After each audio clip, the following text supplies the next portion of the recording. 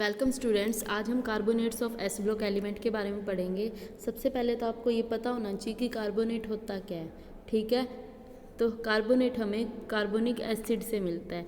Carbonic acid का मैंने structure बना रखा है H2CO3।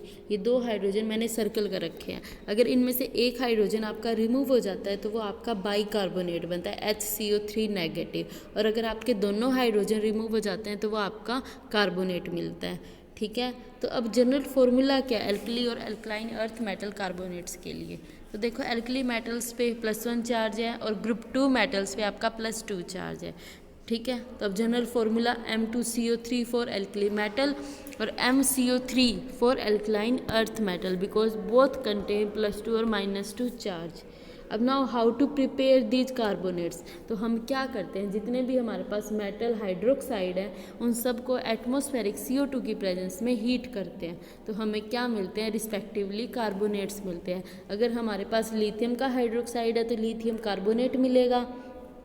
अगर हमारे पास सोडियम का हाइड्रोक्साइड है तो सोडियम कार्बोनेट, अगर कैल्शियम का हाइड्रोक्साइड है तो कैल्शियम कार्बोनेट। तो इस तरह से हम कार्बोनेट को हमें रिएक्शन से मिल सकता है। तब नाउ अब हम कार्बोनेट्स में दो चीज़ें पढ़ेंगे, फर्स्ट तो स्टेबिलिटी और सेकंड हमारी सोल्यूबिलिटी। तो पहले चलो स्टेबिलिटी डिस्कस करते हैं।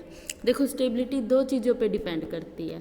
ठीक है, एक तो कैटायन और एनायन के साइज पे और एक उनकी पोलराइजिंग पावर पे। अब देखो, कोई भी कंपाउंड है, जैसे लिथियम का कार्बोनेट है या सोडियम का कार्बोनेट है, तो लिथियम का साइज तो छोटा है और कार्बोनेट का साइज बड़ा है। तो जब दोनों के साइज कंपेरेबल होते हैं ना, तो वो कंपाउंड वो आपका ज़्यादा स्टेबल होता है, और अगर साइज छोटा बड़ा है तो वो आपका कंपाउंड लेस स्टेबल बनेगा। तो ये तो एक पहला फैक्ट है। ठीक है, और दूसरा फैक्ट है in terms of polarising power, जो कि आपने फजांस रूल में भी पढ़ा होगा। अगर डाउन द ग्रुप जाते हैं तो साइज ऑफ मेटल कैटायन आपका इंक्रीज होता है, और जैसे कैटायन का साइज इंक्रीज होता है ना, तो आपकी जो पोलराइजिंग पावर है वो कम होती जाती है, और जितनी पोलराइजिंग पावर कम होगी उतना ही आपका कंपाउंड भी ज़्यादा स्टेबल बनेगा। तो हम पहले वे में एक्सप्लेन करते हैं। Down the group size of metal cation increases, polarising power becomes less. Polarising power कम होगी तो स्टेबिलिटी भी क्या होगी, कार्बोनेट्स की इंक्रीज करेगी। और similarly alkaline earth metal cation के लिए भी जो उनके कार्बोनेट्स बनेंगे उनकी स्टेबिलिटी भी डाउन द ग्रुप इंक्रीज करेगी। अब कंपेयर करते हैं ग्रुप 1 मेटल को और ग्रुप 2 मेटल के कार्बोनेट्स को। अब देखो, ग्रुप 2 मेटल के जो कैटायन है उन सब पे +2 चार्ज है। ठीक है, उनकी चार्ज डेंसिटी भी हाई है।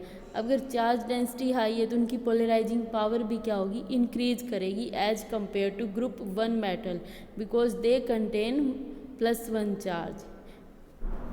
अगर polarising power for group 2 metal अगर ज़्यादा है, ठीक है, तो क्या होगा, अभी मैंने बताया कि जितनी कम पोलराइजिंग पावर होगी वो उतना ज़्यादा स्टेबल कॉम्प्लेक्स बनाएगा या कंपाउंड बनाएगा, और जितनी ज़्यादा पोलराइजिंग पावर होगी वो उतना ही कम स्टेबिलिटी का कंपाउंड बनाएगा। तो ग्रुप 2 मेटल कैटायन के पास क्या है, पोलराइजिंग पावर ज़्यादा है, तो वो उतनी ही कम स्टेबिलिटी का कंपाउंड बनाएगा as compare to group 1 metal.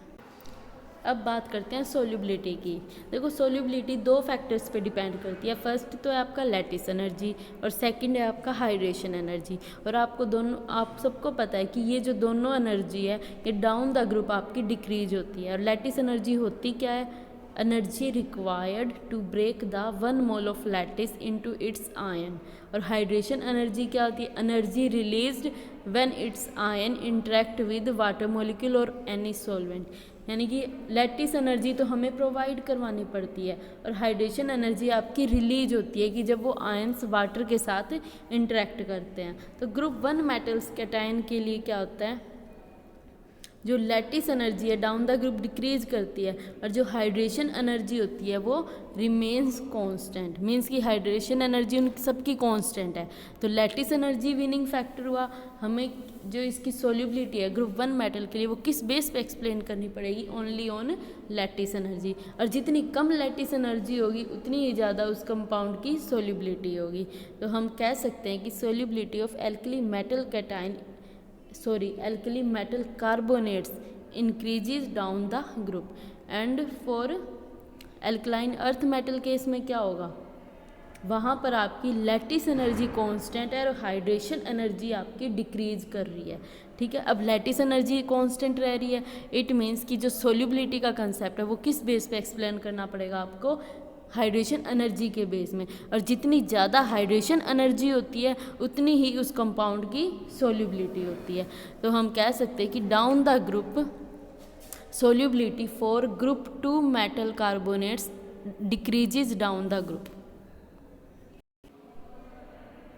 अब कंपेयर करते हैं ग्रुप 1 मेटल के जो भी कार्बोनेट्स है वो ज़्यादा सोल्यूबल होंगे कि ग्रुप 2 मेटल कार्बोनेट्स ज़्यादा स्टेबल होंगे। तो ग्रुप 1 मेटल कार्बोनेट्स आपके सारे के सारे सोल्यूबल होते हैं, और जो ग्रुप 2 मेटल कार्बोनेट है वो स्टार्टिंग के सिर्फ 2 बेरिलियम और मैग्नीशियम का कार्बोनेट ही सोल्यूबल होता है, इसके बाद के सारे इनसोल्यूबल होते हैं। कैल्शियम कार्बोनेट को हम स्पेरिंगली सोल्यूबल बोलते हैं, और जो भी आपके बेरियम का कार्बोनेट है वो ऑलमोस्ट इनसोल्यूबल होता है। Thank you.